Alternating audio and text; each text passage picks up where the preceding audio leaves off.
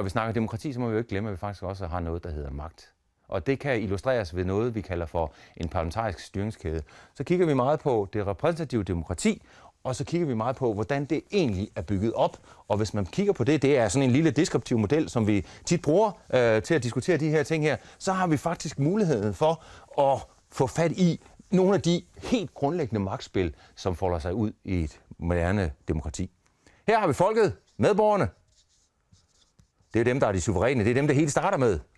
Så derfor så er de jo godt i gang med at stemme. Det er de i hvert fald ved folketingsvalget. De vælger nogle repræsentanter, og de er med til at konkurrere og snakke med deres hinanden. Hvem skal vi stemme på den her gang her? Hvem er gode, og hvem er ikke gode? Repræsentanterne gør, hvad de kan for at byde sig til, og så kan de på den måde der måske vinde valget. Repræsentanterne, det er jo det, vi har her, parlamentarisme. De udpeger så en regering. Hvis jeg skal sætte nogle flere ord på det her, så har vi her, det er den lovgivende magt, og det her, det er den udøvende magt.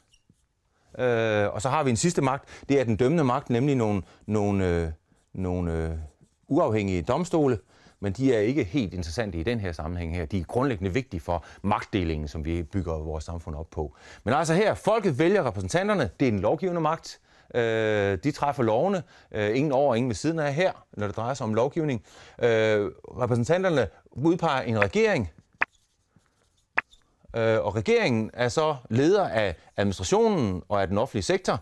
Administrationen, som skal sikre, at folket så får det, de egentlig havde stemt om, hvis jeg skal sige det på den måde der. Det er det, vi normalt kalder for den parlamentariske styringskæde, hvor man altså har, det er folket, der er det suveræne. De afgiver magt til repræsentanterne, der vælger lovene og vælger blandt sig en regering, og regeringen skal sørge for, at de love, som man så vedtager herover, de bliver ført ud i livet af en administration.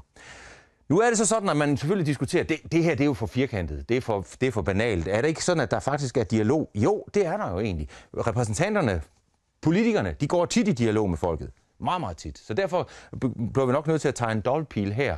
Nu begynder vi ligesom at lave en opblødning af den der magtdelegering, som gik hele vejen rundt.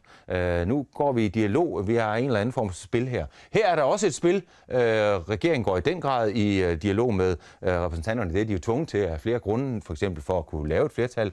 Herover er der ingen tvivl om, at administrationen har jo også en gang imellem noget at skulle have sagt. De har faktisk også nogle gode idéer. De har også nogle gode erfaringer. De har også en gang imellem prøvet. Der sker et eller andet, så derfor bliver man nødt til lige at påpege over for regeringen, at vi har sådan nogle problemer. Og her har vi jo fået en mere og mere åben offentlig sektor. Vi har fået nogle institutioner, som inviterer indenfor. Kom endelig og sig, hvad du mener om os. Så derfor må man jo sige, at det går ligesom begge veje. Og det gør det egentlig alle steder her. Det, der så er spørgsmålet, det er, hvad er de her relationer så også udtryk for? Og det er jo her, man begynder at kan diskutere magt. Fordi det her kan jo i virkeligheden være et spørgsmål om magt. Nemlig, at repræsentanterne ved mere end folket. At repræsentanterne så at sige tilrettelægger deres udsagn på en sådan måde, at de ved, at det lyder rigtig, rigtig godt hos folket. Vælgerne har så også et magtmiddel, nemlig de kan i meningsmålingerne godt sige, at de vil stemme på nogle andre partier. Så kan de lære det, kan de. Og så flytter de så rundt, ikke mindst i meningsmålinger, så er de så en gang med hele tiden at sige, det er da ikke sikkert, at vi vil stemme på regeringen næste gang, hvis det skal være. Så der har vi nogle spil her, som i virkeligheden grundlæggende handler om magt. Heroppe har vi magtspil. Regeringen ved noget, regeringen kan true herover, kan true Folketinget med for eksempel at have folketingsvalg. Hvis ikke I hører efter og stemmer for vores finanslov eller for vores vigtige lov, så udskriver I da bare valg, så kan I lære det, kan I. Og så kører man på den måde der. Her har vi et magtspil. Der er ingen tvivl om, at administrationen ved meget. Her er der magt, altså viden. Her har vi institutionel magt. Her har vi måske også viden som magt. Jeg bruger det bare som eksempler på, hvad det er for nogle former for magt, vi arbejder med her. Men her er viden, ingen tvivl om, det er vigtigt. Og så kan man så sige, ja, vi har loven på vores side, så derfor skal I høre efter derude. Men viden kan være vigtig her. Og hernede har vi også magt, nemlig, jeg kan da bare gå et andet sted hen, exit. Altså, jeg kan da bare vælge en anden institution. Jeg kan vælge en privat institution, hvis det skal være. Jeg kan vælge et privat hospital, hvis det skal være. Og så kan I lære det derinde i den offentlige sektor. Herinde, der har vi så offentligheden. Det vil sige, at vi har medierne. Og nu får vi lige pludselig et helt nyt magtspil. Nu begynder der lige, hvis man tænker medierne ind i det her spil her, hvad er deres interesse? Ja, deres interesse, det er, at hver eneste gang, der er et eller andet magtkamp, hver gang, der er en eller anden magtdrama, at gå ind og se, hvad er der lige i gang her. Der er nogle utilfredse forældre på en institution. det skal straks i avisen, eller i TV-avisen, eller hvor det nu skal hen. Der er noget med, at embedsmændene har nu presset finansministeren til at gøre noget bestemt. Det skal straks i avisen, hvis de får det at vide. Herover, hvis der er nogle skæve spil her med en minister, der ikke gør, hvad man skal, det skal der straks i medierne. Og hernede, hvis der er nogen, der snyder og har sagt noget andet, eller lovet en ting, eller ikke har betalt den skat, man skal, eller hvad nu kan være, det skal straks i medierne. Og de her medier her, det er ikke længere nogen, der kæmper for at oplyse folk eller oplyse demokratiet. Nej, de kæmper i virkeligheden for, i stigende udstrækning, og det er en del af hele mediehistorien, for opmærksomhed.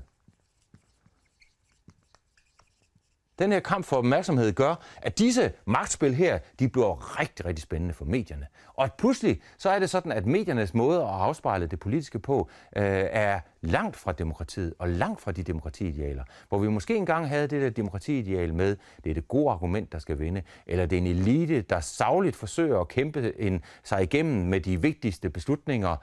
Nu skal de, og det var dengang, vi havde et spil, der så at sige bare gik med den simple pil herude. Alle disse magtspil her, som er en del af den formelle og pæne udgave af demokratiet, er nu blevet i virkeligheden undergravet. Ikke mindst af, at vi har fået en offentlighed, og vi har fået nogle medier, der i den grad kæmper for en opmærksomhed, og de kæmper for at sætte dagsordenen selv. Mediernes måde at vise, hvad der foregår i Folketinget, referere, hvad der foregår i Folketinget på, der er efterhånden rigtig, rigtig langt imellem, at medier de laver en direkte dækning eller en kort dækning af det, der foregår i Folketinget. Men når der er sammenstød herude et eller andet sted, og når der er politikere, der viser sig enten i Vild med Dans eller i andre sammenhæng her, så bliver det rigtig, rigtig interessant for medierne. Det vil sige, at medierne er gået fra at vise, hvad der foregår i det formelle spil, til meget hellere vil vise det, der er afslørende. Og det, de kan vise af afslørende, det er, når politikere de bliver menneskelige, og når mennesker bliver politikere, og hvordan deres for eksempel moralske habitus hænger sammen, som om det har noget med at gøre. Det, som medierne ikke får fat i, og det, som andre folk heller ikke får fat i, det er de magtspil, der ligger herude, og som vi aldrig nogensinde får noget at vide om, fordi de så at sige bliver aftalt eksempelvis med store økonomiske interesser. Det er der i hvert fald også nogen, der vil sige, at der er nogen her. Det er jo en anden måde at få et nyt magtelement ind. Det foregår så at sige at blive det, og det er derfor, jeg tegner det sådan lidt ubestemmeligt. Det er sådan en ubekendt faktor, vi kan have med at gøre her. Så hvis jeg lige skal samle op her, så må man jo sige, at demokratiet er ved for folket. Det er rimelig simpelt defineret. Men når det kommer til stykket, så er det ikke så simpelt endda. Vi kan have nogle demokratiidealer.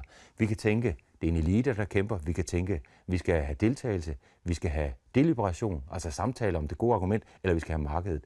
Alle de her idealer er meget afgørende for at finde ud af, hvordan har vi det med demokratiet, og hvad er noget, der er vigtigt i demokratiet. Og når det så skal omsættes i praksis, alle de her dele her, så viser det sig faktisk, at magten har det med at vise sig det ene sted efter det andet. For eksempel også her i det, vi kunne kalde for beskidte magtspil. Så er det godt at gå på Facebook? Det afhænger helt præcis af, hvilket demokrati-ideal man har.